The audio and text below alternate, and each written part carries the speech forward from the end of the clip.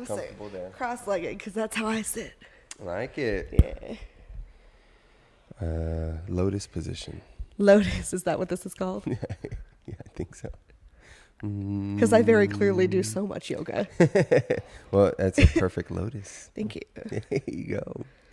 We'll roll right into this. Yay. Guys, welcome to This One Time. Today, my guest is Sarah Steiner. That's me. What's up, girl? You know, living. Living. The dream. We are living a dream. Someone else's dream, our own, or a simulation of some sorts, right? But I know you through the comedy world. Yes. So you do a lot of spots, and one of your main hosting gigs is Woodshed. Yep, Casey's Woodshed, Wednesday nights. What a venue to host.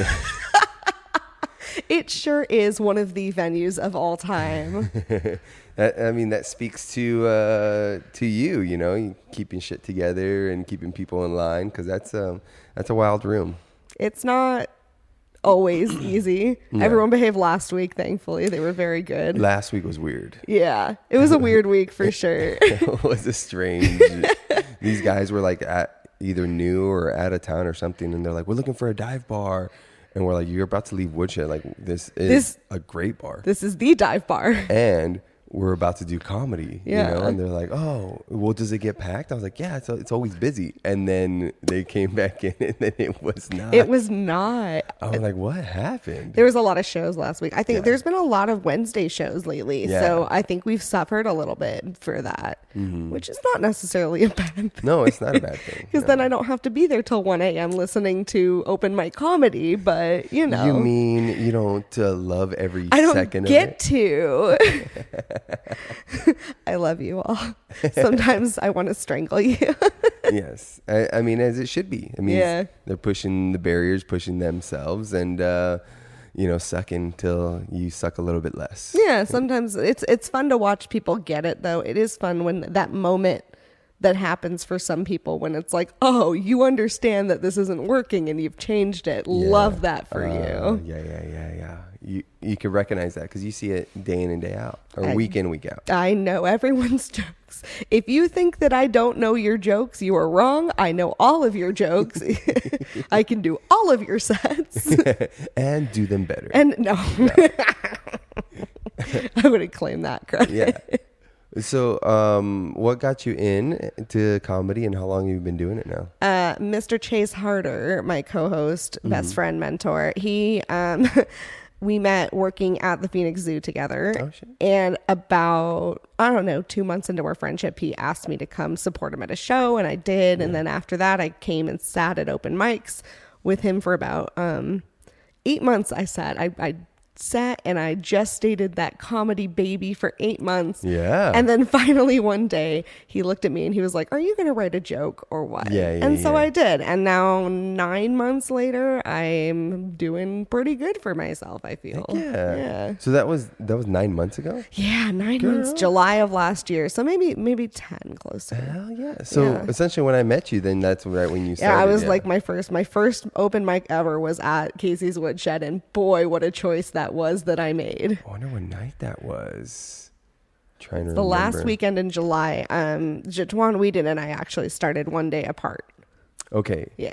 Okay. But not she wasn't at the Woodshed, right? She was, yeah, but she started on a Tuesday, so I think she started either at Bullshooters or Gotcha, one of those, but I started my first, it was a Wednesday. I know it was a Wednesday, obviously, because it was a the Woodshed night. Yeah, so. Woodshed, man, because I think that was Kayla's first time too. Yeah, she had been doing it for a little while longer than me when I started, because she was at that mic a lot back when I started. Yeah, she started like within like 3 weeks of when I started. Yeah. Yeah. So it's cool. It's cool to see, and I know, I'm sure like a bunch of the veterans, they just see it. People come and go. They burn real hot for a little bit, or they're really at it, and then it just you got to stick with it. That's what everyone says. That's the biggest advice that everyone gives me is you just have to keep doing it. Even when it feels like it's not doing anything for you, you got to keep doing it. It's like you're, going to the gym. You got to, again, I know so much about the gym. But you got to do your reps. Yeah. Like you got to go and do your 5 minutes, even if you don't really feel like it. Yeah. So it's interesting. Even in the 9 months that I've been co-hosting Woodshed, it's been interesting to see kind of the groups of people that have come and like gone in the last year. Yeah. It's weird. Yeah. And I see them, but not as often as you do. Right. Yeah. So you really have like a gauge and your finger on the pulse, as they would say, right? Something like that. Sure got my finger somewhere. I don't know if I want it to be there, but there it is. 1 or 2 fingers. Yeah, no. That depends on your comfort level. Right. It's going to ease on into this. Not with these nails. I put those nowhere. Man. Scrape something for sure. Yeah, for sure. That's a doctor's visit. Are you hosting any other places right now? As far as open mic wise, not really. Every once in a while down at Aguila's, I'll host part of it, depending on if Cole or Justin is not there, or if they're kind of not feeling it that night. Is that closer? No, that is in Avondale. Gotcha. Dysart and the 10. It is way out there. Yeah, it is a track. So 101 all the way back down. Yeah, because you're up here, girl. Yeah. Is this considered Anthem? No, we are just south of Anthem. We are in Norterra, technically, is what this neighborhood, Happy Valley in Norterra area. It's a nice place. I wish I could take credit for it, but it sure is my mom's house. Yeah, it's a nice area. Yeah. It's good. A little bit of a trek in that, like, hats off to you for making it to like as many shows and mics that you do. It was I think it was 40. Is it 40 miles? Something like that. Yeah. Just to get down to Woodshed takes me about 45 minutes. Yeah. Same with Aguila's. The closest mic to me is Bullshooters, and even that's a 20-minute drive. Yeah.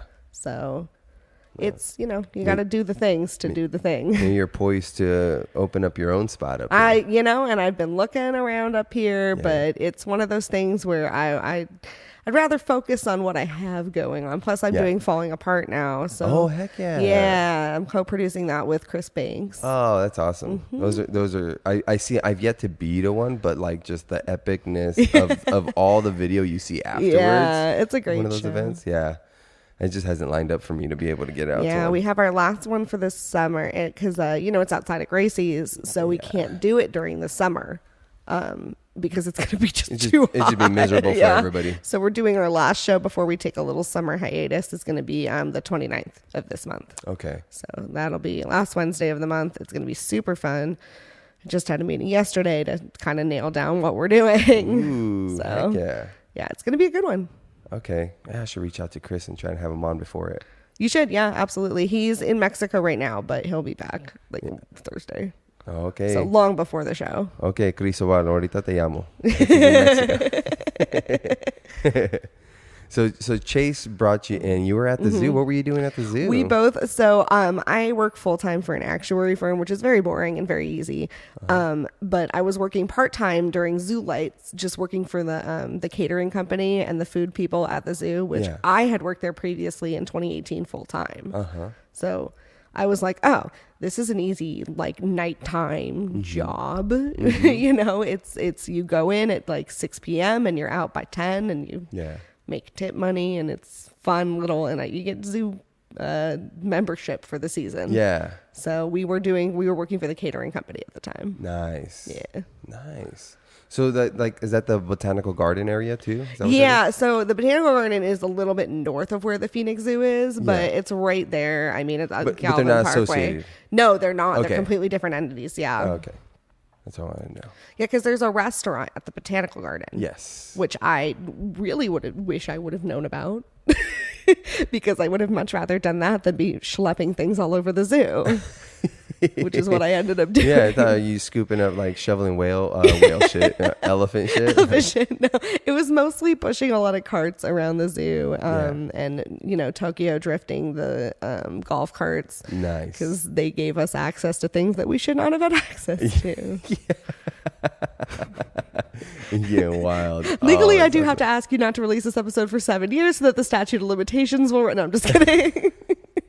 Well, it's going right to the top. Yeah, right to the top. Sorry, Phoenix Zoo. I definitely Tokyo drifted your car. It's exciting. So they would give you the zoo membership while you were employed there? there? Yeah, you get a 6-month zoo membership for working there. So which was nice because it's hot as hell in the summer. So I don't need a membership from June to September or whatever. Yeah. I'd rather have it over the winter months and take advantage of all that. And it was really neat. Took my daughter's 9. We went to the zoo all the time when I worked there. So as working there, is there like a secret menu or secret like anything that you could like fill us in on?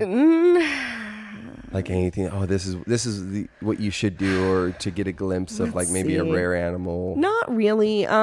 My favorite animal, I think the most underrated animal at the zoo, is the African spotted dogs. There's 3 of them. They're 3 sisters, and they're very cute. And they play just like normal like dogs would, and I think they're adorable. And they're up on the Africa Trail, and I think most people miss them or skip them, and they're my favorite animal. So that's my little zoo bit is.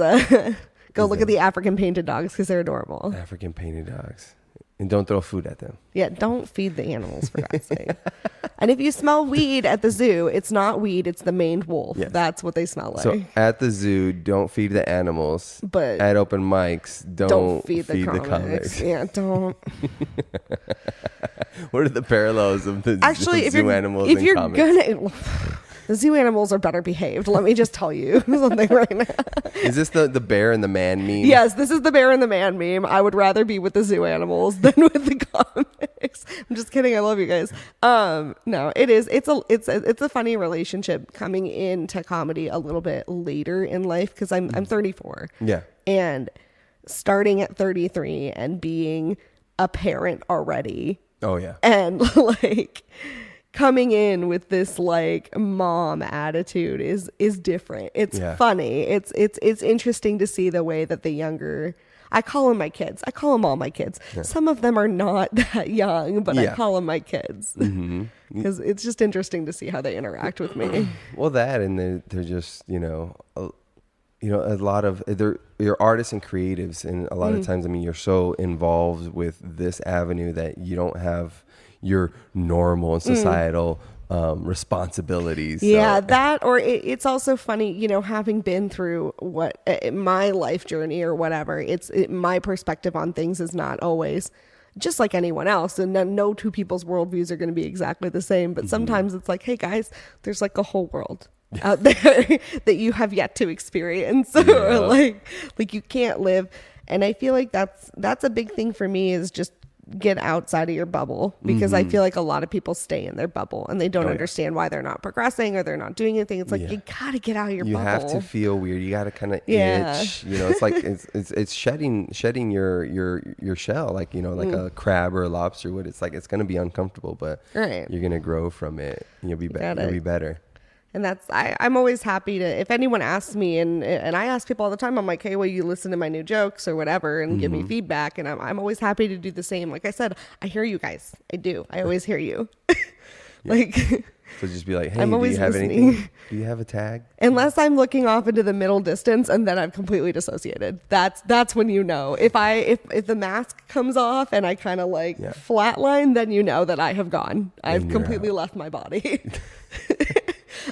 I think it's about 10 dick jokes is what I can take. That's about it. Yeah, 10 dick jokes, and then I dissociate, and that's when I leave. He's like, and he's like itching to hit the light. I'm like, you get 5 minutes, but it's been 3.5, and I'm gonna let you. Oh man. What's so do you do some material about being a mom? Yeah, right? I do a lot. I have a whole probably about 15 minutes worth right now of material just about being a parent and what that feels like, and my daughter, and and a parent that that's tattooed, is doing comedy. Looks like me. Colored hair, like you're always like at school functions and everybody's like, what? It's funny because, like I said, this is my mom's house. So we live in a neighborhood that is very much outside of my tax bracket. So my daughter goes to a very good school with, most of the people who most of the kids that go to her school, their parents are, doctors, and they work for tech, and, they're like mid 40s, they're a little bit older. And so I'm usually the younger mom, and her friends, the the other day when I went to pick her up, they were like, "That's your mom? I thought that was your babysitter." And I was like, all right. I mean, thanks, but rude. Yeah. Cool, but hey. I worked really hard to make a baby. Did you carry to term, or were you 8 months in? It was like comedy. Is it all parallel? Exactly. I was 8.5 months. And then I was like, get this thing out of me. And I was doing all the things. Like, you go online, the internet's a beautiful thing. Oh, yeah. Because I was like 8.5 months into my pregnancy. I was like, I can't do this. I hated it. My pregnancy was awful. Oh, man. I puked every day, like 6 times a day. They were like, oh, it's just morning sickness that'll go away in the second trimester. And then the second trimester came and I was still throwing up 3 times, 4 times a day. God. I was like, this is cool. So by the time we had reached 8.5 weeks, I was done then too. Yeah. 8.5 months, I was like, get this thing out of me. And so I was bouncing on balls and I was drinking castor oil and I was walking around my neighborhood and doing all the things. Sex. Yeah, that too. Yeah, which I did not want to do. Yeah. Let me tell you. It does a trick though. I was not feeling good. I was not feeling sexy. I was not. You got like throw up spittle here. I You're like pregnant. I hated the guy I was dating. You put me in. I hated her dad at that point. Oh God. I specifically asked him not to propose to me when I was pregnant. And he proposed to me in October, on Halloween, on October 31st. Now, my daughter was born November 24th. So not only was I pregnant, but I was hugely pregnant. You were pregnant. I was pregnant. So I was like not happy with him because he didn't know how to listen, which was a theme for the rest of my life. But yeah, I was doing all the things to get that child out of me. But thankfully, my labor was super easy. That was good. So yeah. Good job, me. That was, with my ex, it was definitely, like I made her sign something, actually. I was like, we're going to have kids. I was like, we need to make a contract. Yeah. And, I think mine said, I'm going to stop fucking for fun and start banging for babies. And I was like, you need to like just lay out that you promise to be like the most level-headed, cool, pregnant chick. Like that's like this, like something that's... You know what we call that? Yeah. That's a prenuptial agreement. Oh, prenuptial. That is good. Dad, that's awful. Is good. Why? Okay, and she signed this? Yeah, she wrote it. Well, she really wanted kids. I was like, just do it. It was kind of tongue-in-cheek thing, of course, but she was a great pregnant. Yeah, I was not. Mom. Yeah. I worked. It was crazy because normal stuff, like she's hard to deal with, but it just went smooth. Like she loved it so much that she would be willing to be a surrogate. Oh, must be nice. Yeah. Yeah, no. People are like, don't you want like more kids? Shouldn't you? No. I almost died. Like I was waitressing. That's what I was doing. Fuck. So first of all, I was supposed to be on bed rest at 2.5 months. Yeah. And I was not because my ex, my ex was not pulling his weight. So I still had to waitress while I was pregnant. Damn. I had round ligament pain. I was, sick and it was awful. Oh God, it was terrible. I was waitressing. I was working in a sushi restaurant. Whoa. So I could smell every fish. Yeah. And the worst, honestly, was the ponzu sauce. It used to make me so sick. I don't know what it was. What about now? Now I can't smell. It doesn't bother me at all. Okay. Like I eat sushi all the time. It doesn't bother me. But when I was pregnant, no, thank you. Dang, the human body's crazy. You're in there like building a human. I know. Like your own 3D printer up in there. Yeah, I was a 3D printer, and boy, was that one time was enough for me. I'm good. How is that? Like, ladies, you had it tough, man. Like I remember me and Sheila had this recent conversation where it was like she wasn't feeling good, and then she's like, oh, my period's coming. I was like, damn, already? Like it's like she's like, dude, that like there's some like not some statistic, but I think if you taking everything into account that a lot of women deal with, you're normal where you're not dealing with anything else for like 3 or 4 days out of the month. Yeah, no, and then the rest of it is like, well, especially for someone like me, because I have a thyroid disorder, I have stomach problems, I have liver disease, I have you know what I mean? Like there's so many things that I was talking to someone the other day. I was like, did you know that there are people that wake up and their base pain level is 0? Did you know that? That's a thing? They're called toddlers. Because I get up every day and I'm like, okay, well, today's like a 3. That's good. That's a good base. And where is it at today? Yeah, today I'm like a 3. My leg just fell asleep, so that bumps it up to a 4 because I'm on pins and needles. That's what I get for sitting cross-legged like an asshole. It was a beautiful Lotus. Thank you. That's what they tell me. No complaints on my Lotus so far. Hey. Stupid. Oh, man. Yeah. What the hell was I gonna say? I forgot what I was gonna say. Sheila was saying that there's only 3 days that you're not. Yeah, there's 3 days that you're basically yourself, and then like here it is, like you're supposed to just perform your basic functions like a man is supposed to. Right? Or it's like it's like we have it so easy in that regard. But I feel you on the pain waking up too. Yeah, because it's like my shoulder, my knees. I got a wonky knee. I got a busted knee too. Yeah. I'll just sit here, rub it. Like, I know. Someone touched my calf the other day and I like screamed in pain. I was like, what? And they're like, are you good? And I was like, no, I pulled a muscle like 3 months ago and it has not, I might have torn something. Oof. Go get checked out. I know. And I have health insurance. That's the thing is like, here's the thing. I worked restaurants for 14 years. Yeah. I did not have health insurance because that's what happens. Mm-hmm. So now that I'm like a big girl and I have a big girl job, I forget. I just, and you know, it's weird. You get into this habit of like, I'll be fine. I don't need to go to the doctor because you don't have health insurance. You don't want to pay, you know, but now it's like, no, dude, pay the $20 copay. Go. Well, even me right now, like I mentioned this yesterday, the other day. I was like, I need to go to my doctor. I haven't seen him in like 3 years. Yeah, and somebody was like, you haven't seen the doctor in 3 years? I'm like, no.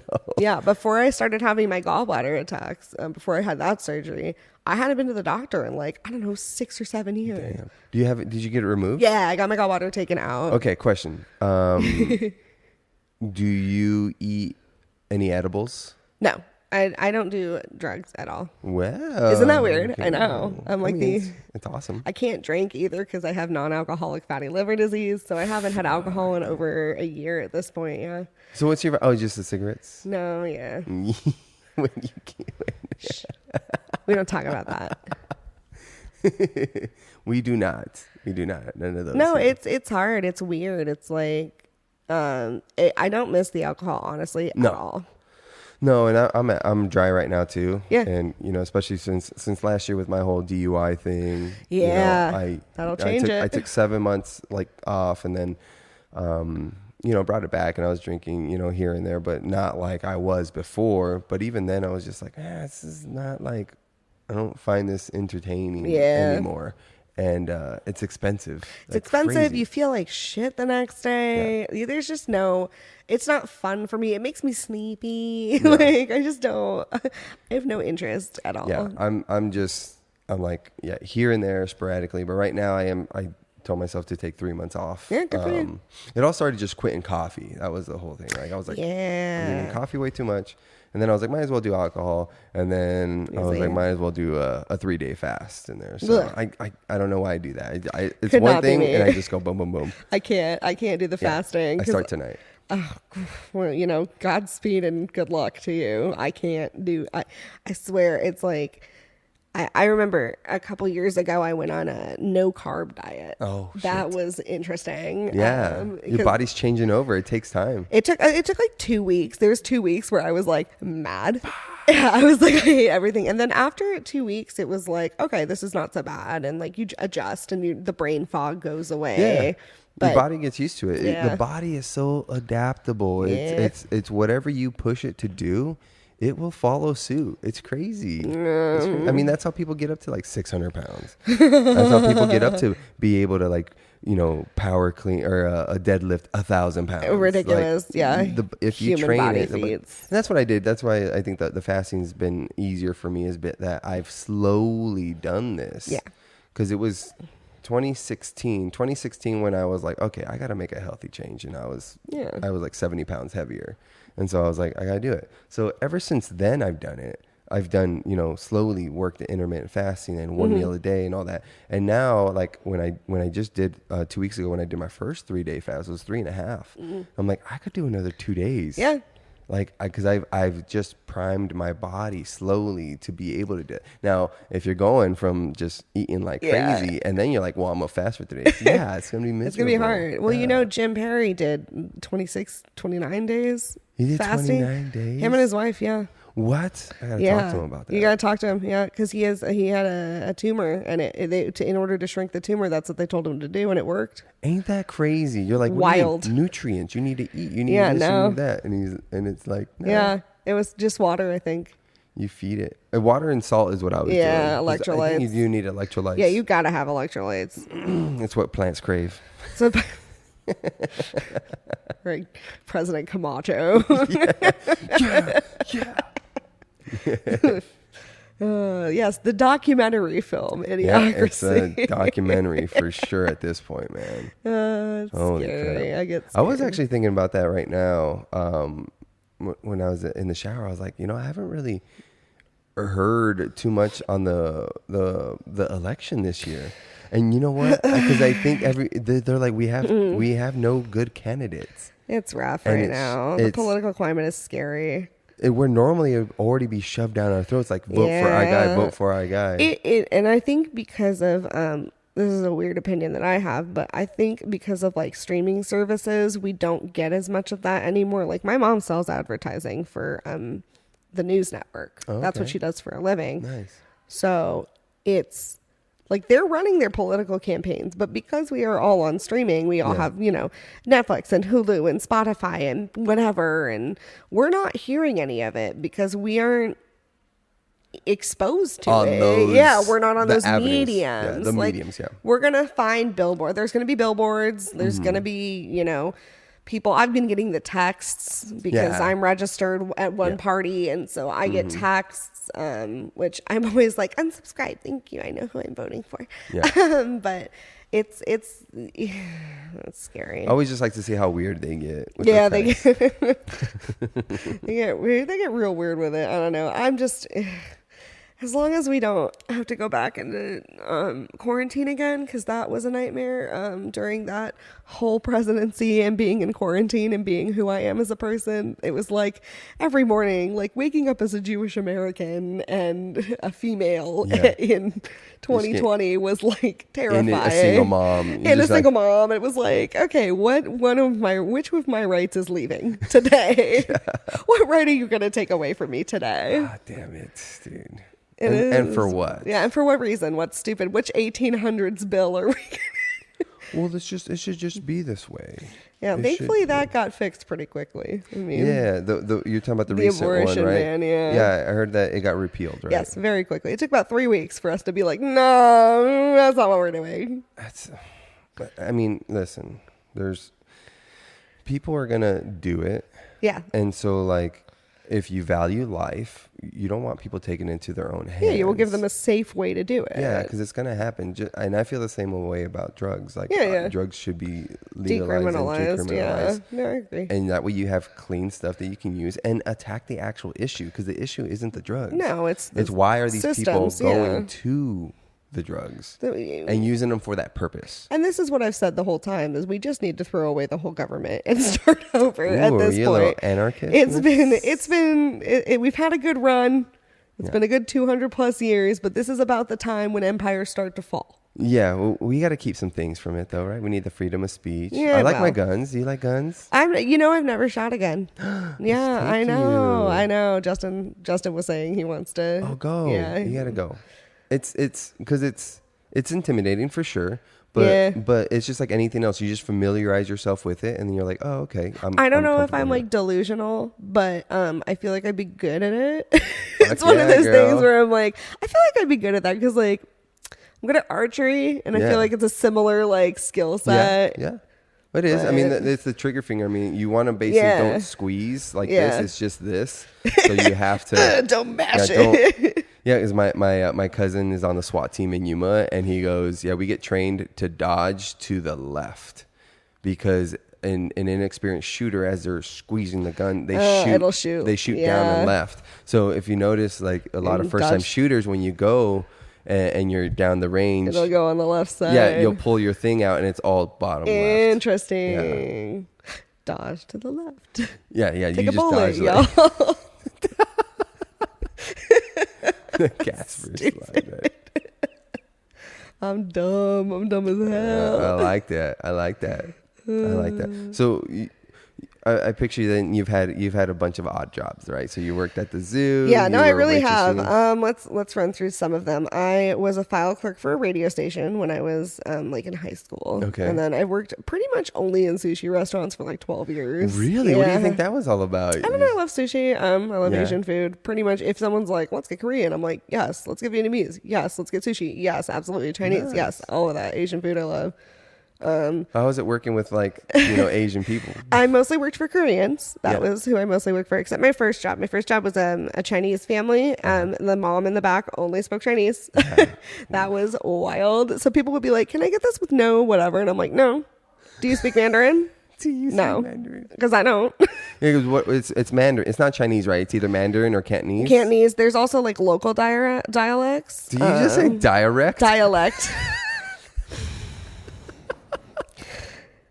On this episode of This One Time, Sarah Steiner gets canceled. No, that's great. So then there's local dialects depending on the province in China. Okay, almost like not necessarily slang, but like their own version of it. Well, India's the same way. They have like provincial languages. Yeah. I know, really weird stuff. Why is it that China only has one time? I'm gonna ask you all these China questions. Yeah, let's see if I know any of them. Why is it that they only have one time zone? I don't know the answer to that question. That one's wild to me. That's weird. Yeah, it they're a big like country. 7 time zones. They're a big country. Like, no, it's all 7. It's 7 o'clock here. The sun rises at noon. Yeah, exactly. So the first place I worked, she only spoke Chinese, and so that was terrible because I couldn't get anything done if I wanted to. There was no changing. Whatever you had at that restaurant was what you had. Yeah. And then I was a file clerk, like I said, at a radio station, which was really cool because I did like their like concerts and stuff. I would go out with them and be on like the crew. I worked at the zoo. I worked at Medieval Times. I was just thinking about Medieval Times. I want to go. It's really fun. It's a fun, super fun place to do. I'm gonna ask you this too. What's the secret menu or like? There's no. Okay, here's the secret of Medieval Times is that their whole job as bartenders is to sell you glassware. That is our whole job. Gotcha. If you don't buy glassware, we get in trouble. Oh shit. Like they literally would like give us demerits based on like how many people left with plastic cups as opposed to like glassware or a horn or whatever. So gotcha. It's like that was our job, but we didn't get paid commission. So they like make us do all this stuff and like push this glassware, and it's got to be incentivized. Yeah, it was not incentivized. It was really annoying. So that sucked, but Medieval Times is super fun. I recommend it for, bring the kids. It's like a once a year thing. Like do it once and then you'll be fine. Yeah. No. It's not like an every week thing. So that, I worked at the airport. I worked at the Starbucks at the airport overnight. Nice. That was, the night shift? Boy, was that Red something. eyes, huh? Yeah. Whoa. Okay. That was. What was like a weird. Dude, people are so weird at Starbucks. Can I tell you? People are weird about their coffee. And I remember I had this like 80-year-old man get mad at me because I wouldn't give him a Trenta espresso. Like a Trenta cup with an espresso drink in it, which was like against our policy or whatever. Like the biggest espresso drink we can make you is a venti. And then you can put more espresso in it. Yeah. But he was like mad I wouldn't give it to him in a Trenta cup. And I was like, first of all, I don't even have a Trenta cup. So stop. So if somebody wanted to make that drink, you would order a Trenta, right? Yeah, well, no, a venti. It is the venti. biggest you can do in an espresso drink. And then you could give them a Trenta cup? No, I mean, I could. I don't know. It was, the whole thing was like, that's my thing. Here's my big thing with customer service whenever it went, because I did it for a long time. Yeah. Look, if you're nice to me, I'll pretty much do whatever you want. Right? But the minute you cop an attitude with me, I am going to cite every reason that. Same with people at my work. It's like, no, now you're being a douche. Like, I don't want to do anything. Yeah, now you're a dick. For you. But like, if you were like, hey man, is there anything? I was like, let me look into it. Yeah, let me see. Let me run to the back and see if I have anything orphaned or anything I can. Right. I love to do that stuff because you know what? Like I see that stuff. And I'm like, I could do this. I'll just wait for the perfect opportunity. And you forget about stuff. And stuff gets left. And you're like, I have a coupon or whatever. Yeah. And it's like, I can apply this for you for sure. Mm-hmm. Yeah, but you got to be cool about it, man. Don't come out. And people think they got to come out and just be like a doucher. Ugh, I hate it. No. The amount of like discounts I've gotten just by being nice to people, like just because I am who I am and I try to be nice. And showing them. the girls, you know. Yeah, that too. They're pretty covered up today. But You're missing out. Yeah. Sorry, come to a show. Come to a show. Exactly. Legs and boobs at shows. That's what you get. Yeah. No, it's like just be nice to people. There's no reason to be. Yeah. Even if I'm having a bad day, I try to like take a deep breath and be like, this is not anyone else's fault. Like just chill on it. Yeah. I'm trying to think of a time recently when I like lost my shit. Dude, I'm trying to get better at that too. Like just like like level with people, because it's like if they're having a blow up or something like that, it's like, it has nothing to do with this. It's not you, it's else. Something else. And so just it's be like, hey, man, like, what's going on? Do you want to talk about it? Yeah. Hey, Which sometimes that backfires tremendously in the funniest way possible, right? Which is when people are just like, no, fuck you. Oh, that's so good though. I'm like, okay, buddy, do we need to take a 10-minute time out? I would love to see that. Which is what I need to do with the mic sometimes. That guy on Wednesday I had to kick out. Were you there for that? No, I must have left by then. When I started my set. The guy at the end of the bar? Yes, the really drunk, loud guy. Yeah. Listen. I was like, no, honey, I have the microphone. This is a one-way conversation. Yeah, I overheard the bartender saying, it's an open mic. You can get up if you want. Yeah, you can sign up if you want. Don't heckle me. Shut the hell up. I'm trying to tell a joke. You're going to throw me. You've thrown off the Emperor's Groove. It's like, get out of here. Yeah, don't mess with Sarah's groove. Don't mess with my groove.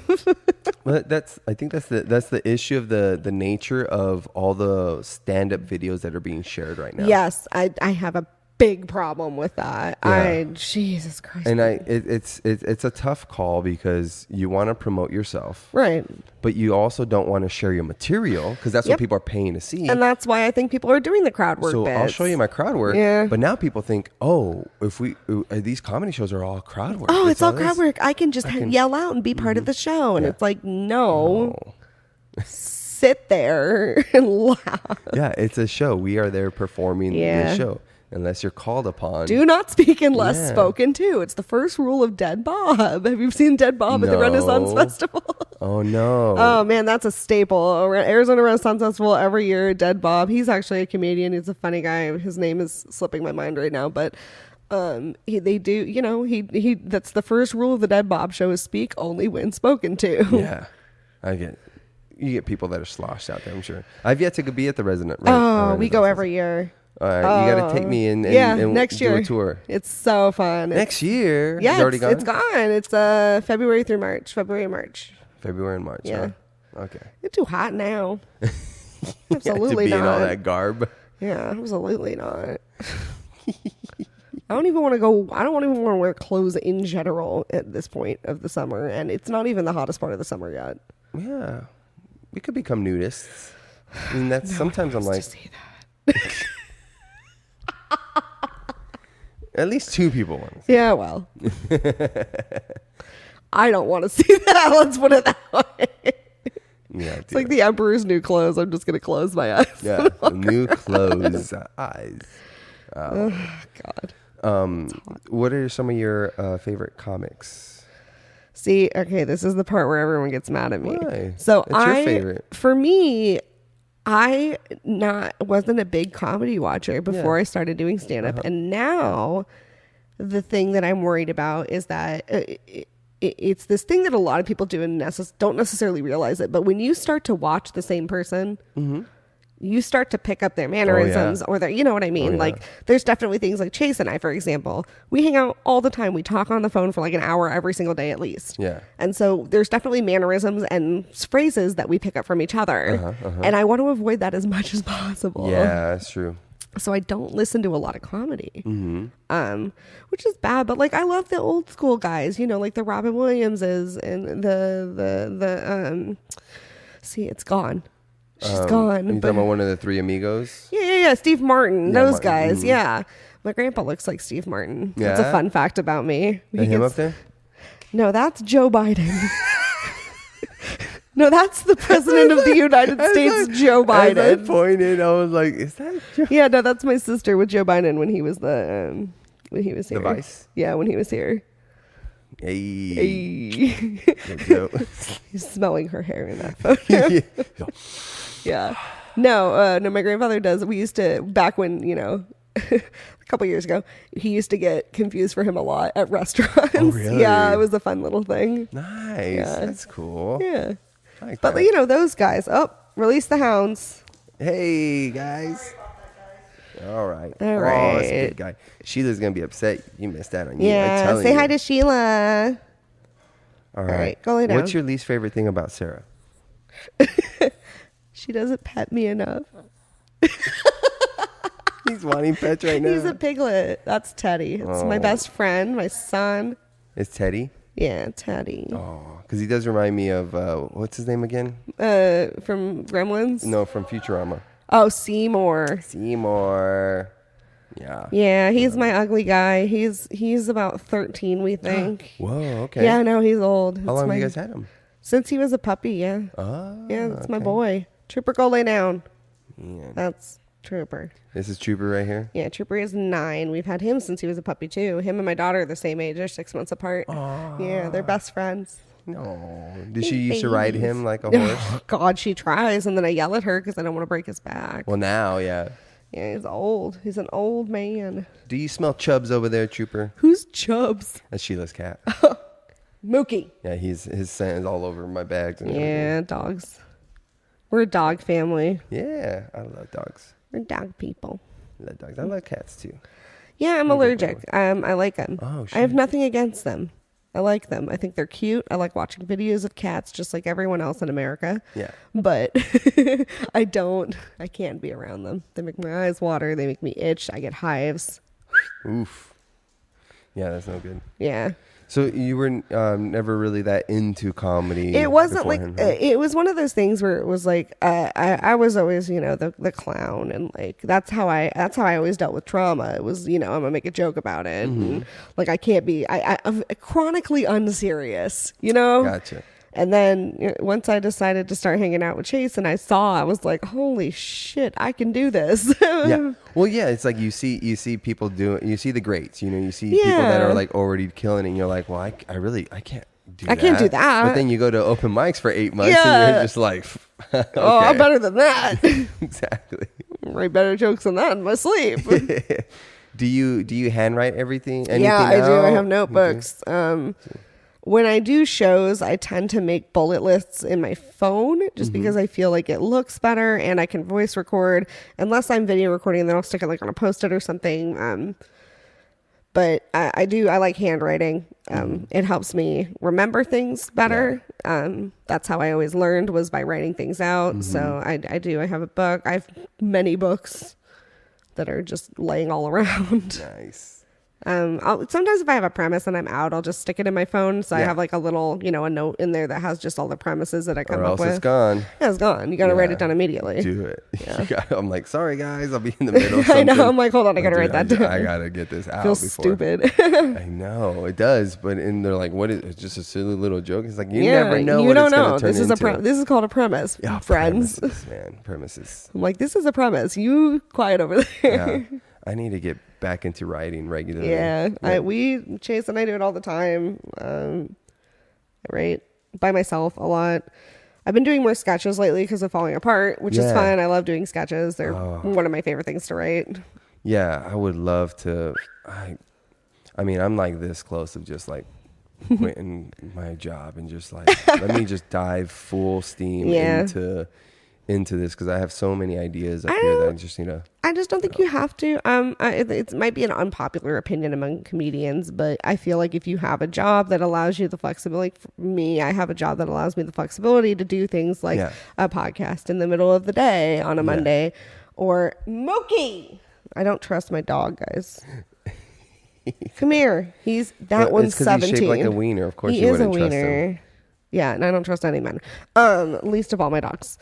No, I feel like if you have a job that allows you the flexibility to do comedy as well, then you should stay with it. There's no reason to be broke and doing comedy. No. My thing is that I work, the hours I'm putting into this job, physically being there, I'm just like, I could, funnel that into this, but it's paying me. Like, right. You gotta, so I got a mortgage, I got child support. You gotta make money. I got all kinds of shit I gotta account for. There's something to be said for the people who do quit their jobs and live out of their cars and drive to Austin and sit outside, or, sit outside the Comedy Store for 4 years, like whoever. But, I don't think you should force yourself to struggle if you don't have to. Yeah, but it's like, I don't know. I'm like there too. And also like, I want to get my yoga certification and do, there's stuff to do. There's so much stuff to do. There's too many things. There's so many things. Trust me, I'm the queen of odd jobs. I know. Trying to think of if there's any other goofy jobs that I've had. I'll tell you mine. Yeah. So my dad worked at a cattle ranch. My first job was to clean all the water troughs that the cows would drink out of. My summer job. Gross. So in Yuma, outside of Yuma. Yep, gross. Over June, July, August, bent over, scrubbing these algae-fied water troughs with cows licking my ass. They get gross, yeah. Yeah. And, do that for 10, 12 hours. Blech. And then go home. And I was a kid, so like you'd go home and you still run around with your homies and like go do shit. And it's like, I wish I could bottle the energy that my 9-year-old has. I know. It's like she's bouncing from the minute she gets up until the minute her head hits the pillow, and I'm like, Jesus Christ, for an ounce. What I would give for an ounce of that. Well, maybe you take her to the doctor and draw some blood out, That's what that guy did. I know. That guy's fucking crazy. Wait, which guy specifically? Or are you talking about just like a famous case? No. What was that guy? He was like a billionaire, and he was like getting blood transfusions from his son. Yeah. From it was his son or someone younger, right? It's been that I think there's this woman that what do they call her? I know who you're talking about. The one who used to bathe in the blood. Yes. But apparently it was like started as a rumor because they wanted. Bartlett, I want to say. Yeah, that sounds right. Yeah. Well done, medieval queen. Yes. Me knowing about some god vampire shit, shocking. Are you familiar with garlic and all its benefits? Yes, I love garlic. Okay. So here's my theory on garlic and vampires. You want to hear it? Let's hear it? Here's my theory is that they wanted some really good seasoned blood, so they told them that garlic was bad for them. Oh, nice. because God, I love garlic. So basically they were just buttering. Yeah, that's like, telling the kids to eat the candy house. They were to get them plump. Fattening them up, right. Hansel and Gretel. We were seasoning the blood. What was the witch's name in that? I don't know. I don't think she had a name. Wow. They did her dirty. Yeah. She was a villain. She was eating kids. Yeah, right. To be fair, she was eating children, so. Yeah, but what did those children do to observe it? Or to deserve it? They didn't deserve it. They just wandered. Well, they ate her house, but she told them to, so I don't know. It's a in the case of Hansel and Gretel versus the state. Yeah, the state, right? Maybe. What a landlord. Whatever you do, don't eat the house, but it's candy. It's made of candy. It's like Jesus putting like a tree right in the middle of, or God putting a tree right in the middle of the Garden of Eden and be like, hey, don't eat the apple. I know I made these look very delicious. Don't do it. And tempting. And I'm telling you not to do it. So now all you're thinking about is you want to do it.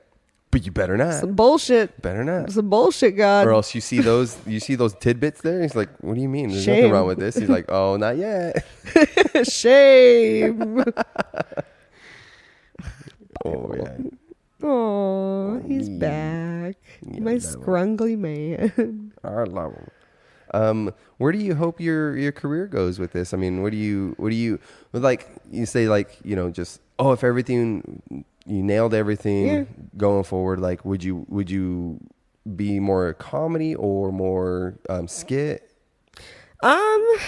Ideally, I love stand up. I'm having a great time doing it, and I don't think I'll ever stop doing it.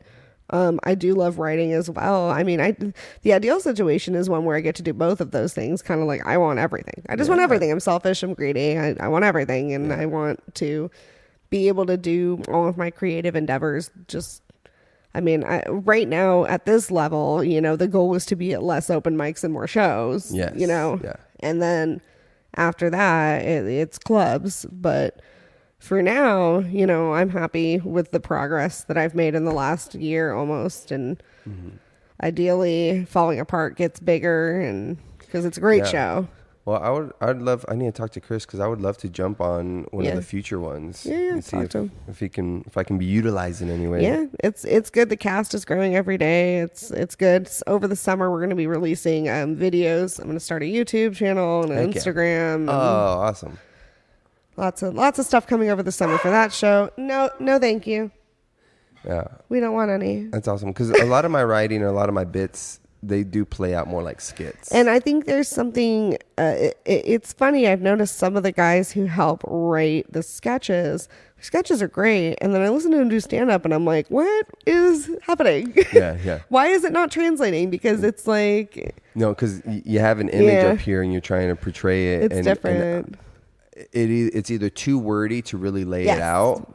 Or you don't get enough detail, so people are lost. Yeah, too wordy is the biggest thing. They say economy of words is the big one we use all the time. Just cut it.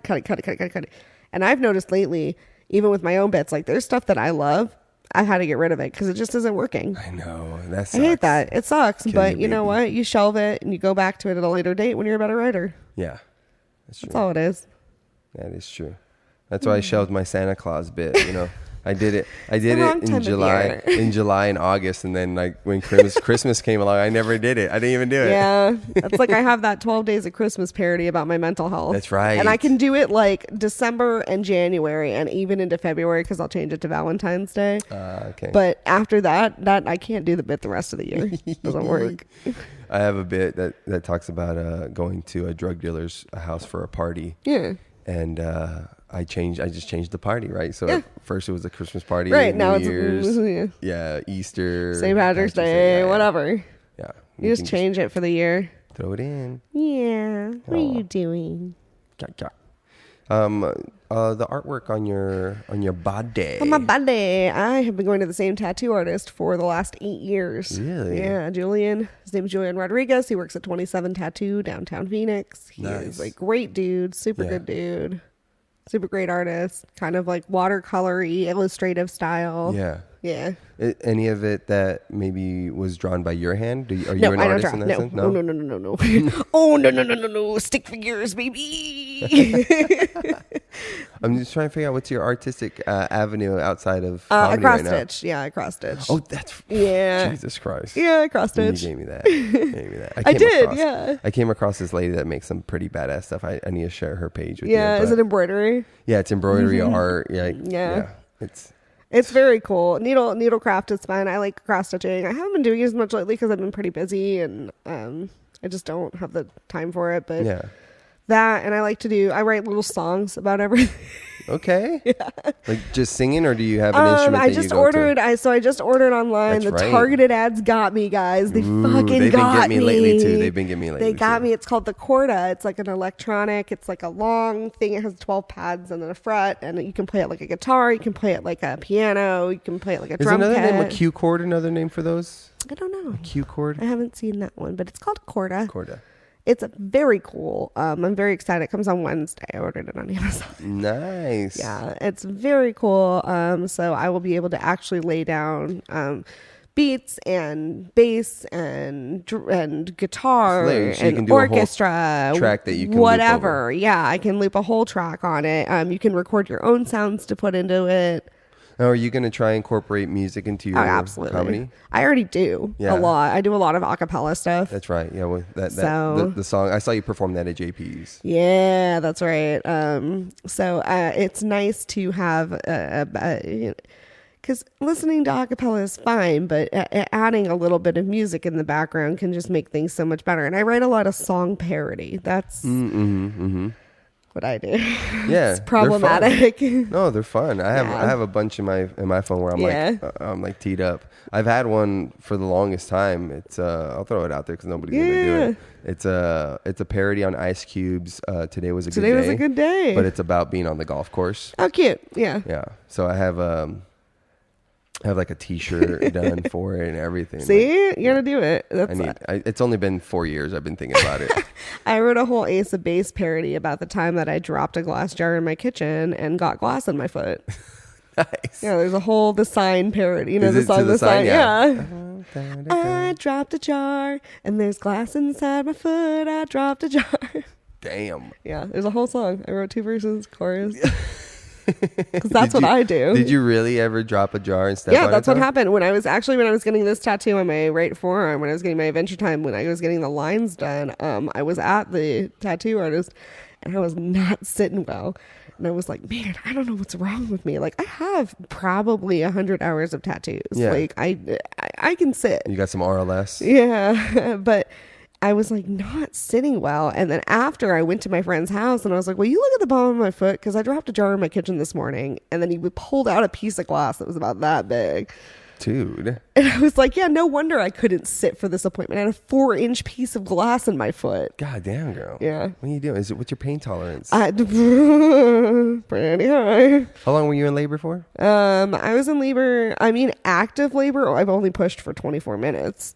And then they were like, stop. And I was like, you're hilarious. The train has left the station. There will be no stopping. No, I went in at like 8 a.m. and I gave birth at 11:15 in the evening. Oh my God. I was there for, 14 hours, but I had the fucking epidural and but yeah, they told me to start pushing and then my doctor wasn't there. I was like, well, someone's going to catch this baby. Yeah, she coming whether you want it or not, and I want it, so let's go. There will be no stopping. Executive decisions. Yeah, exactly. I'm very here now. Did you just gnaw the placenta off? Yeah, right, like an animal.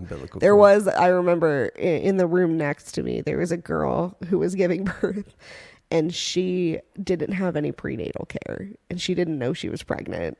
So she was screaming bloody murder. Yeah, you're not prepared. Wow. It was wild. You go to the hospital. Hey, I'm not feeling good. Hey, you're about to have you're having a baby. What the fuck, dude?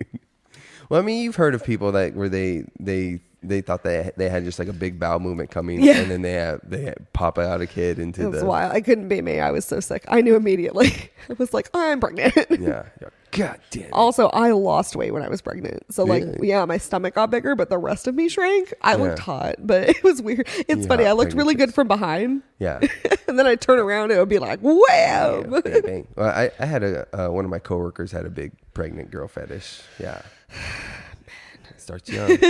Men are gross. We're not. Well, I'm just kidding. I don't kink shame. You know how the theory on that it's like a fertility thing. Yeah, but no. Where a lot of that stuff comes from, it's kind of like your first experiences. Yeah, right? that makes sense. Like they say like around like 6 years old, like whoever you're around at that point for whatever influences. So if like say your mom or your aunt was pregnant and you're around them a lot, you love these people, then it became like this thing that you were into. I don't like any of this. Yeah, no. Thank you, Freud. Yeah, Freud. I'm gonna assume. Yeah. I think it was Freud. I'm gonna assume it was creepy old Freud. Yeah, he had a thing for his mom. Yeah, he's a weirdo. Either he had a thing for his mom or he claims everybody else does. Yeah, no, that's why. It was projection for sure. Yeah. You hear that, Freud? I hope you're turning in your grave. He's, I'll show you. I hope you're fucking your mom in your grave. Then you end up marrying Steve Martin, and you're like, oh, that makes sense. Oh, yeah, that makes sense. God. Lordy. That'd be a good match. Yeah. You and Steve Martin, why don't you pursue it? Isn't he dead? No. No? No way. Don't put I'm that gonna on. Google it. Right. Here we go. What's that, Siri? A Google search. Hey, Siri, is Steve Martin alive? Oh, yeah, he's still alive. There you go. He's 78. Oh, hey. Vomit. He's on his way out. I mean, who died recently? Girl. Who didn't die? Yeah, I know. It's every day. It's a new one. My soul. Baby, that was born dead. Dang. I'm just kidding. I'm not getting nihilistic on this Monday. Not just yet. Not yet. No, I got to wait until tonight when I get on stage. And then I will get nihilistic. Where are you hitting up tonight? I think I'm going to head down to the new one at Tap 2 in Avondale. That's Joe Martinez's one. No, I didn't heard about Yeah, that it's one. new. I don't know. We'll see. I might do that. If I don't feel like driving down there, I'll just go to Do Better. I do Better a lot. I'm hosting for them this month again at the Womack. Yeah, I host for them like once a month, Brandy always. Is Do Better always at the Womack? They have 3 venues. They have the Womack. They have, they're not doing Joy Lush Club anymore for shows, just for the mic. But they did have Joy Lush, and then also Roses by the Stairs. Okay. So, and I've done all 3 of the venues, and it's always a great time. I love doing Do Better shows. Mm-hmm. I think people get confused as to what Do Better actually is. Yeah. Because they think it has to be clean, and let me tell you, it does not. It doesn't. No. You just have to have a punchline that's not, and black people can't swim. And the Jews run the media. Ah! Yeah, no. You gotta keep them coming. That can't be, like, you can't make jokes. I almost name dropped someone. Yeah. Don't do that. You can't make jokes about eating your dog. Like, don't do it. Come up with a better punchline, write a real joke, and come hang out. Yeah. No, it's the shock value thing. Yeah, you can't do shock value stuff. That's all it is you got to write jokes that are not relying on cum and piss. All right. I love you guys. Yeah. I don't think I have any of that yet. Yeah, cum and piss, the number 1 and poop. It's like the number 1, 2, and 3 jokes by young male comedians, and I'm like, okay. Oh, they'll learn. Yeah, it's fine. You're teaching them. It's for some people. It's just not for me. It's not. That's not my audience. Yeah, and there's other places for it. I mean, like, dude, a show can be ran however the show runs. Exactly. The show runs the way it is. You're just not going to Do Better show. But I'm gonna tell you right now, they're great shows. Yeah. And if you want to get booked on them, I would issue it as a challenge as a writer. You know what I mean? Yeah. That's all it is it's a writing challenge. That's what I was. It all came to me like where I was like, yeah, I'm just making excuses because I do want to be free. Because so Jeff Wan had asked me, he's like, what do you love about comedy? And I told her it's the complete freedom. Yeah. I can go up there and say whatever I want and do whatever. I was in a band before. I wanted to play a certain song, and he was like, oh, that's not really our genre. I don't want to do that. And it's like, well, with comedy, I can be like, I want to do this show. Nobody's going to tell me. It's a one-man thing, Yeah, no, you can't do that type of comedy. Like, what? No. It's true. It's just, I like to remind people that freedom of speech is not freedom from consequence. Exactly. That's all it is. And so to me, nothing's off limits. You can talk about, you can say jokes about coming in piss, but man, there's a way to do it where it's not just. There's so many better things to say. So make it in a certain way where it really catches someone off guard, or it's just it's implied would be the really good one better, if it's implied than just saying it for the fact that I said it. And Dick is the punchline. Yeah, exactly. And so that's what I told her. But Jatuan was like, that's funny because she's like, I don't feel free up there. Because she's like, I'm black, I'm a woman. Yeah. People say I'm not, my voice is too white. So there's certain things that that she's like, I don't feel like I have that. And I was like, well, I can see that. I can see like as a woman, you get flack if you go up there and your comedy's too sexual or too political. You can't. Nobody wants to hear that from a woman, right? It's interesting. But yeah, to me, like that's the most freedom I get out of that. So on my end, where I was explaining to Patrick, I'm like, I was like these shows that are like, don't say this, don't say that, it's got to be clean, and I'm like, I just wanna be free to express myself the way I want. And then I was just like listening to all these things, and I was like, these sound like excuses. Isn't it funny? The self-awareness, the moment when you're like, oh, that's like when people are like, I don't want to do clean comedy. I'm like, I fucking love clean comedy. Yeah. Like, I am by no means a clean comedian, but I have the ability to sit down and challenge myself and write a clean joke. Yeah. And let me tell you something about queen audiences. They're the best. That's what I was like when I did the 2 times I've done the chill room with Liz. They're the best. I'm like, the audience is there. They're listening. They want to listen, and they're enthusiastic. They're engaged. They're enthusiastic. They came to have a good time. Whereas I feel like a lot with regular comedy, it's like regular we were saying, especially open mics. We were talking about that thing where they want to be part of the show, and it's like, no, that's not what this is. Like, it's like they're waiting to catch you. Yeah. And that's another thing is like, don't sit there and wait to catch me on something. Yeah. And you know what? I think if you craft your joke to be better in the sense of like it's cleaner, it's not so raunchy. Yeah. Then people almost like, okay, this person is really investing and being creative at this, versus if you are taking that low-hanging fruit, they're like, oh, this guy's just a degenerate. Anyone could write that joke. Yeah, I could say something. When people are like, oh, what do you do about joke thieves? I'm like, you write a different joke that not everyone can tell. Exactly. You're not going to see people running around telling my jokes because they're pretty specific to me. Yeah, exactly. You know, and it's just be authentic with yourself and sit down and really look at your shit and be like, again, I'm not like an expert or anything, but this is what has been passed down to me, and what I want to pass down to anyone who wants to listen is just take a look at your shit, make sure you're being authentic to yourself and having a different point of view on something that maybe already has been written about. Yeah, I mean, the subjects are, there's limited. A ton of subjects. There is a ton of subjects. Yeah. The big ones and the ones that cross, you know, where a lot of people can relate to. Yeah, those can be limited, and everybody's going to touch on those. Exactly. But it's your own perspective. Right. That's what it comes down to. And that's what's the beauty of it, because we're all going to talk about relationships. We're all going to talk about, you know, our parents. We're all going to talk about a shitty day at work. Our kids. We're all going to talk about whatever's going on in the news. Well, not me. I'm not going to talk about what's going on in the news because I don't want to invest that much time in something that's only going to be used for 3 months and then go away. Yeah, that's true. Yeah, a topical bits are like, unless you come up with something real quick and whatever. They do hit, but then the fall off is quick. 3 months. It's maximum 3 months on a topical joke. And I just don't see the reason to put any effort into something that I'm not going to be able to use for a long time. That one can be the low-hanging fruit. Yeah. That one can be a shitty little joke or whatever, but I just don't. Topical is not my wheelhouse. Hey, so do you sell any of your embroidery stuff? No, I do it for fun, and I do it as gifts, because here's my thing with that is that the amount of time it takes, if I was charging like an hourly rate for it, it would be too expensive. There's no reason. It takes me like, for like what I made you is probably like a 6 to 8 hour project. Jeez. Yeah. And for me, that's nothing, because I sit at the mics and I do it, you know. Mm-hmm. I've been doing it lately. I should bring that back. But like I have one in my car that I've been working on for like 6 months. And I've probably put 80 hours into it. Oh, shit. So I can't sell it because no one's going to pay that much for it. Yeah.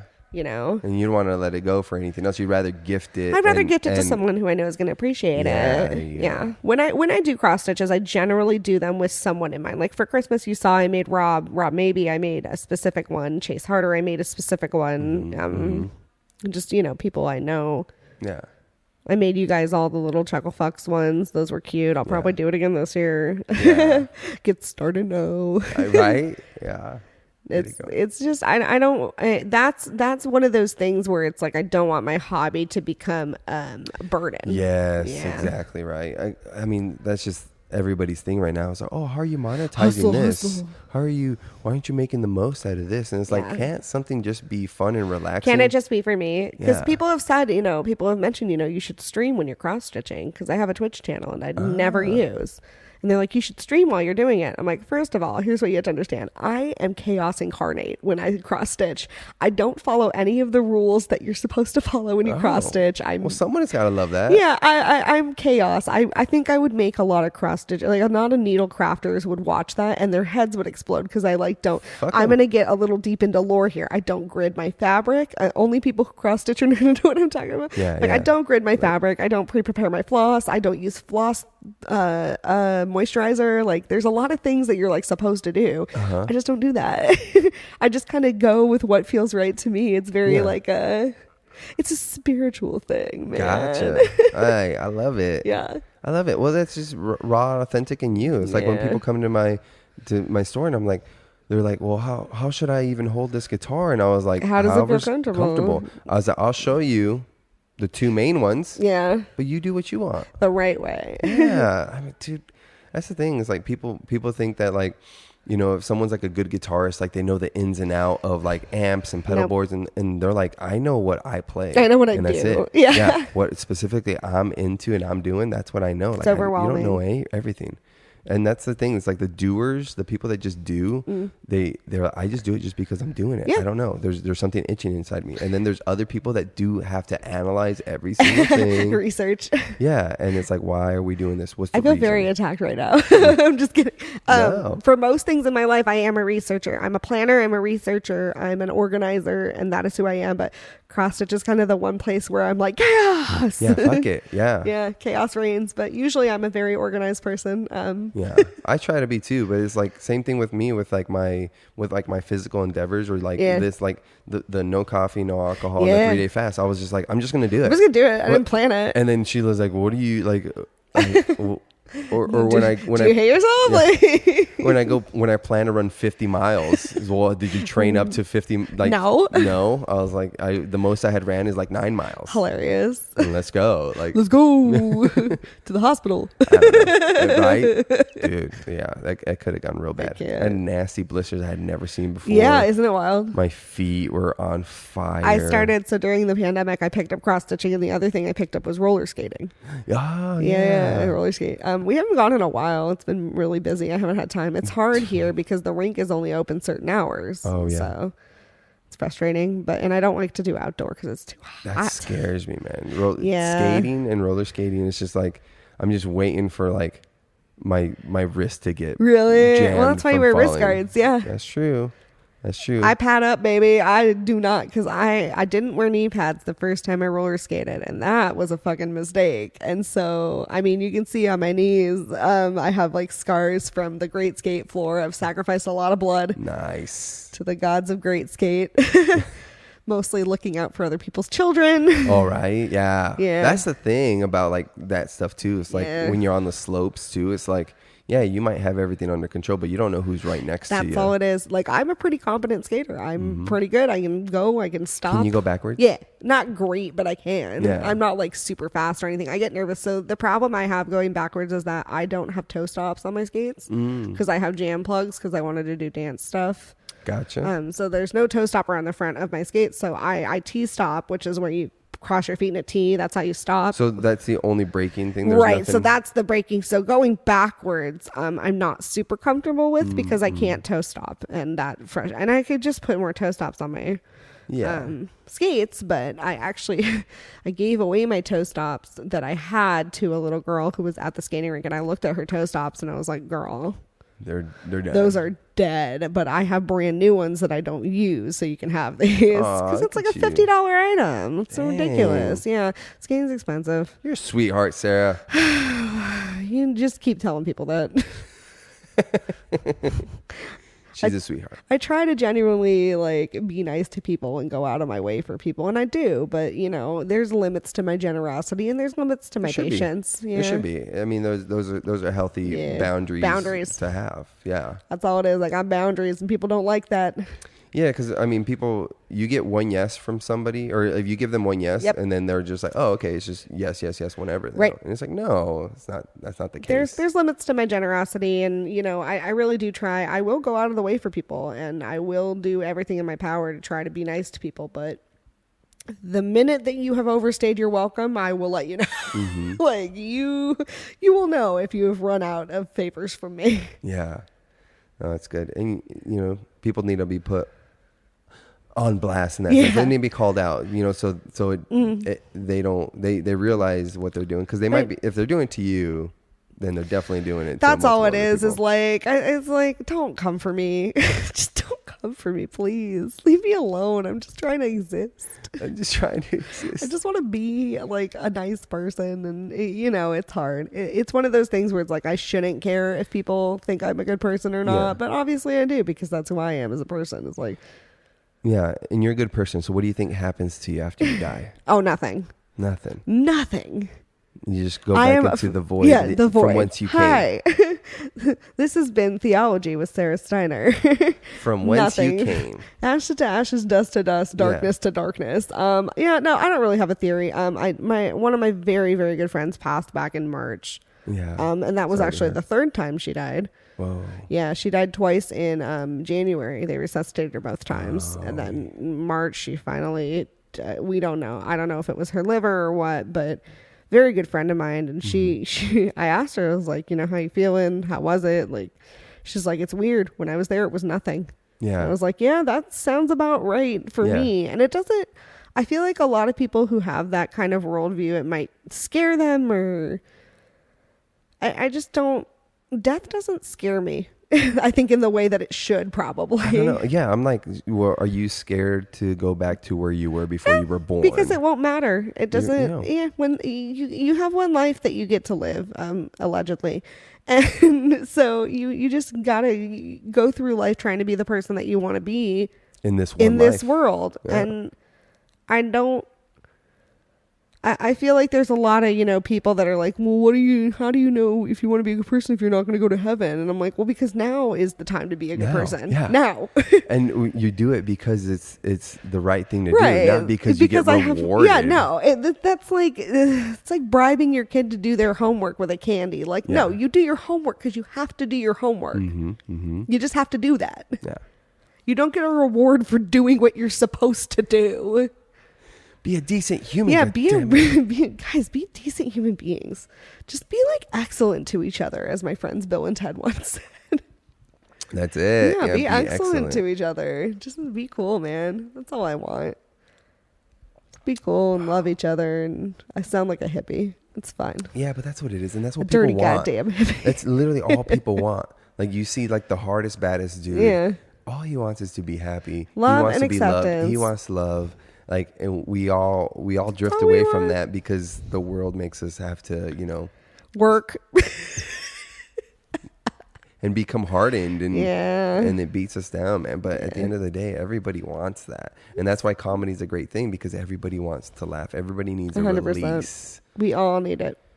It's silly, like, for people to be like, well, what you're just telling jokes, you're just this, you're just that, but it's like that's what little clown. That's what you want. Like, when you're done with your serious business, how do you unwind? Yeah, and that's always been it for me. Is like, I'm a big horror movie fan, but I'll always have to watch a comedy afterwards. Oh yeah, you know what I mean? Like, I'm not gonna go to bed after I watch all 5 Sinisters or however many there are. Oh no, is that a clown one? No, that's the one where it's like the demons in his brain. Ooh. Yeah. It has like one of the best like non-jump scares of all time. Really? I feel like, because it's like he's talking and the demon's just behind over his shoulder, like right here. Oh. And it's like not a jump scare, but it's fucking scary. Ooh. Insidious, great movie series. I love horror movies. I watched all of the Final Destinations, which is hilarious. Yeah, those are fun. I love those. Yeah. I used to own all the Saws on DVD. Dude, yeah, when those came out, those were crazy. Those were definitely like revolutionary, right? Yeah, I call that the horror porn genre, the gore porn, like Hostel. Yeah, I remember Hostel. Yeah, that was another one where it's just like gratuitous, disgusting violence. There's two moments in there where I was just like, ugh. Yeah. I think it was Saw 2, where the chick gets thrown into all the needles. Yeah. I got out of my seat. I was like, oh. I don't do needles, yeah. And then, surprisingly, for someone who has so many tattoos, me and needles, not friends. Yeah, they're definitely, it's weird, right? Because I would get blood work regularly when I was like really checking and stuff. So I don't mind it, but there's definitely something like, it's still there. Like, I recently, with needles, I got dry needling on some of my sore muscles, and those things are huge. No, those things are like that big. Thank you. Poke them in, and then just kind of like gets it into the spot. No, thank you. Put an electrode on it. And then the other time where I was like, is I think it was Hostel 1, where the guy stands up to try and run out, and he cuts his Achilles tendon. Yeah, that's a big one. Yeah. My ex-boyfriend used to have that fear. I think it was from Chucky too. They did that. Yeah. Every time I walk up to my car at a parking lot, I was like, what if somebody's under my car and just invasive slices thoughts, just slices my Achilles. If you couldn't run, you're done. No, I can't. I'm trying to think if there's anything that have made me like, anything with like eyes, anything where they're like poking in the eyes. I have to like look away. I can't do it. It makes me crazy. And it's weird. There's like a line sometimes where I'm like, okay, I can't watch this, but I love it anyway. I just look away at that part. I like horror movies. Man. Do you have any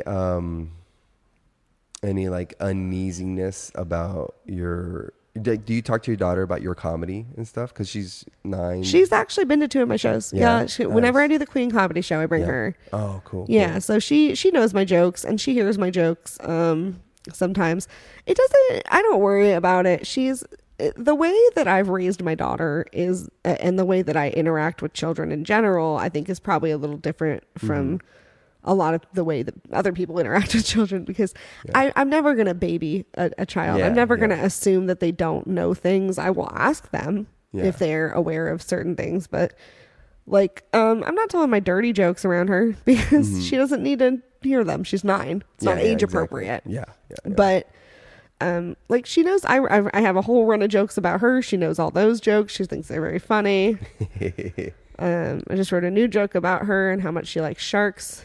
Nice. We call her room the shark tank. She's got shark sheets and shark pillows and 14 stuffed sharks. And sharks are so beautiful. Man. Yeah, she's a shark gal. They're elegant and powerful. Yeah, but I don't worry about her. She's expressed interest in writing jokes, which I think is super cute. I told her, we'll talk about it when she's, a little bit older, have a little more grasp on, her voice. She's 9, Dude, imagine starting you trying to take comedy seriously at 9. At 9, ridiculous. She's cute though.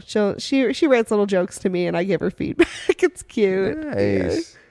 A little exercise for both of you guys. Yeah, it's cute. She likes to sit with me. He's just staring at me. This is what he does. He'll go and he'll sit on someone's lap and then he looks at me like, haha, I'm over here.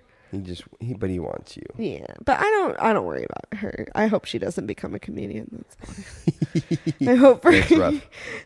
Being a female comedian is not the easiest thing in the world. Being a female, anything sometimes. Yeah, it's usually, I don't know. I feel it's male dominated fields is always hard, but I've always kind of been in male dominated fields, so I don't worry about it so much. And I'm a pretty tough broad, as they say. She's a tough broad. She's a tough broad. She's one of them tough dames. So I don't worry too much. I stand up for myself a lot more now than I used to. Oh, that's good. Yeah. Advocate for yourself, ladies. Yeah, you have to. Don't let anyone walk all over you. Yeah, exactly. And especially, I do feel like ultimately at the end of the day, like, ladies do control the world, man. Because at least indirectly. Yeah, half the shit we do is literally for the attention and affection of women. For sure. Like, that's the power. That's it. The power of the pussy. The power of the pussy. Powerful pussy, Sarah Steiner. Putting that pussy on a pedestal, as they say in a 40-year-old version. Oh, man. Were you into like tarot card readings and stuff? No, I know I look like I'm into like astrology and tarot cards. Yeah, what I feel like. Yeah, no. No, I just look. That's why I was like asking about like the afterlife thing, and you were like, no, nothing. Nope, nothing. Like, Death. Hey, hold on. This does not track with your whole vibe. I call forth the spirit. Nope, don't believe in any of that. No, I'm just kidding. I do. I don't know. It's weird. I kind of believe in supernatural stuff. Like, I want it to be real. Yeah. I do. I want it to be real. Well, it's just energies, right? I mean, you can feel energies. Like, you can probably feel it like when you walk into a club or any room, right? Yeah. And you walk in and you're like, oh, something's off today. The vibes are not good. Yeah, something's off. Yeah, we call it the vibes now. That's the 2024 equivalent of exactly. the energy. Yeah. Yeah, if the vibes are off, I can tell for sure. I'm like, do you not like me? Yeah, right. That word's got to be on its way out, though. Yeah, vibes. Yeah, I think it's had a strong run in the last 4 or 5 years. What's going to replace it? That was the question. You'll have to ask your 9-year-old daughter. Is she keeping you up to date on the Riz? Honestly, and no cap so here's the thing: is that I am chronically online. Yes. I am chronically online, so I know all the slang without her. But no. I always used to joke that was the only reason I had a kid was I could stay up on the slang. But she's not really like that. Yeah. She's more like me, where it's like we have our own lexicon of things that we say. Yeah. My daughter's the same. Yeah, it's like I don't worry about I still say dope. Yeah.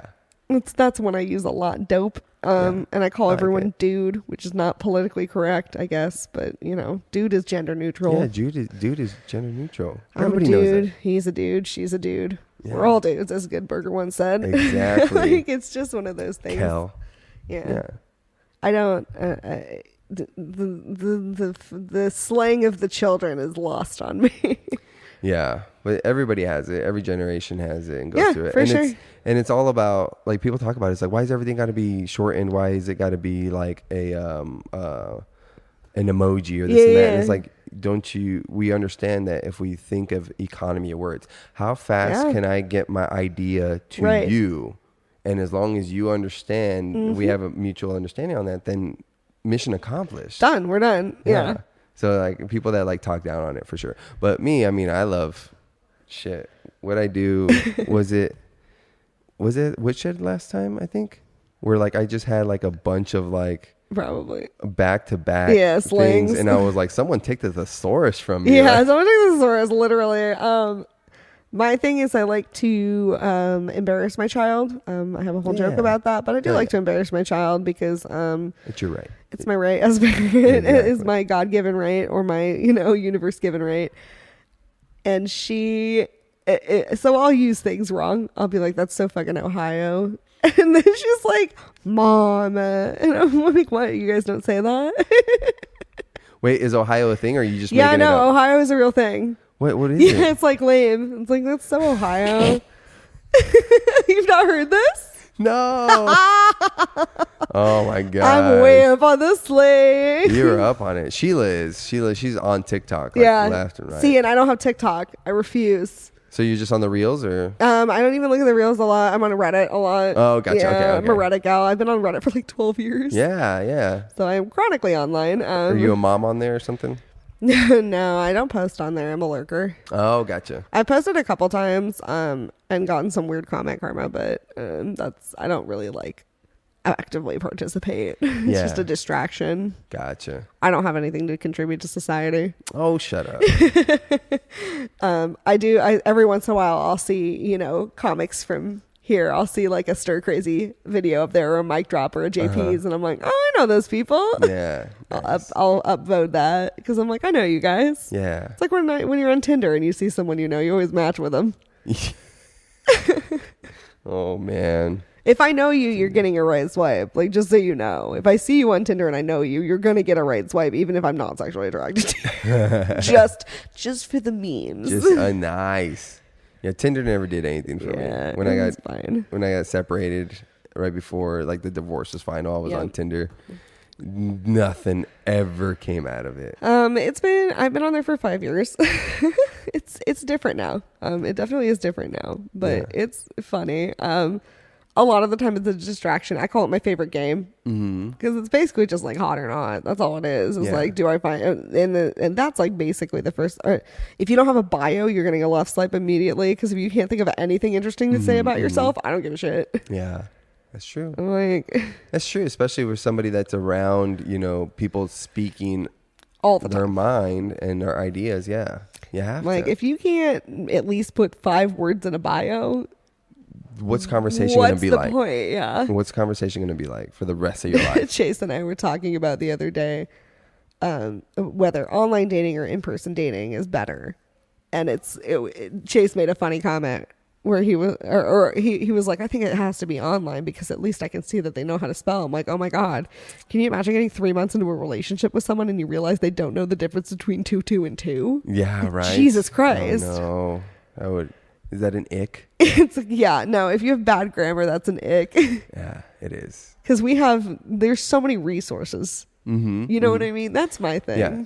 And again, back to my thing where it's like, if I'm trying to convey something to you, like, I got to do a good job of doing that. Yes. Otherwise, we're missing. Otherwise, the ick. Yeah. Otherwise, we ick. No. Gross. You don't know you're gross. Yeah. No, I quit Tinder. I deleted it like after like 2.5 months. Like literally nothing. Like there was no, I don't even know if I really messaged with anybody. No, interesting. Like weird. And I was like, yeah, I'm done. I'm just gonna join a band, and then you join a band, and there that's what happens. That's all you need. Quit comedy, join a band. Yeah, you lonely right now? Are you lonely? Are you a lonely comedian? Try picking up the ukulele. Starts playing harmonica. Yeah, right. Wow. Oh, look at that boy. That's it. So, Sarah, what shows do you have coming up that we can promote for you? I don't know when this is coming out. Friday the 10th, I have Act Out. And then I am at Phoenix Fan Fusion on the Friday night show at 9 o'clock. Where's that held? The Phoenix Convention Center. That's like the Phoenix Comic Con. Nice. I'm hosting the Do Better show at the WOMAC on the 25th, I believe. Okay. And then Falling Apart, the last one before the summer hiatus, is the 29th of May. Yeah. And then I'm doing New Faces at Stand Up Live on the 30th. Heck yeah. Stand Up Live. Have you done that stage yet? I haven't done that stage, no. Nice. I mean, I've been there, but I haven't done the stage yet, so it should be fun. Neither Hopefully I have can I. get a few people to come out and hang out. You know, Get usual New out. Faces bullshit. Yeah. I mean, you have to. I get You gotta do it. I get it. My family was asking, and I was like, I don't want you to come to any of these bar shows. Oh, no. Yeah, no. You come out. No. No, my mom's been very supportive. Yeah. And her new friend / boyfriend, they're great sports. I mean, they get picked on all the time, you know, because they're older. And You're like, really I'm in my old. 30s. You don't have to call him your new friend. You can call him your boyfriend. So they were coming out, and they're like, hey, so you got another show coming up? I was like, yeah, it's a pot roast battle show. Yeah, everyone's I was going to be high. yeah, you guys are probably going to get like contact highs Toasted. from it. I was like, don't come to this. Don't do this, yeah.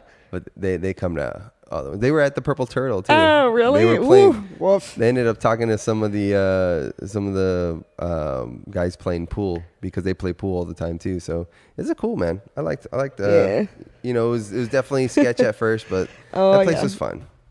It was cool. Everybody's there just trying to have a good time. It's a single white woman. Scary. Yes. Nah, I'm just kidding. I ain't scared of shit. Be mindful. Don't be ignorant. Yeah, don't be ignorant of danger. Yes. Nah, I ain't scared of shit. I'm fine. You ain't scared of shit. She ain't scared of shit. I ain't scared of shit. Find out for yourself. So, wait, do you have 2 Instagram accounts? I do. I have a personal account that none of you are allowed to be on, and then I have my comedy account, which is at Am I Funny Yet Mom? Am I Funny Yet Mom? Yeah. On the gram. On the and gram. then you don't have a YouTube channel yet, No. but you're going to Falling Apart will have its own YouTube channel and its own Instagram. Heck yeah. Because that show is like a labor of love, and we all love it, and we Yeah. give birth to it once a month, and there it is. How many heads are on that right now? Like 10? Writing staff is, I think, 6 or 7 of us, and then cast wise is closer to 10. Yeah. Heck yeah.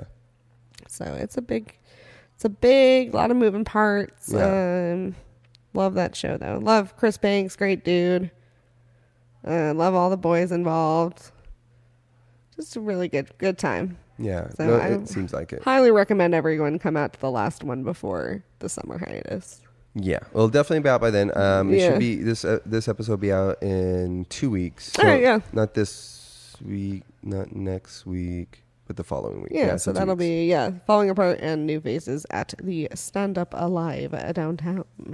Beautiful. Then I'll be at June Jam next month. June Jam. That's right, baby. What's June Jam? June Jam is a music and comedy festival up in Flag. Really? Yeah. Oh shit. It's huge. It's big. Definitely check it out. June Jam's super fun. This is my first year doing it. It's gonna be super great though. I'm really excited. Heck yeah.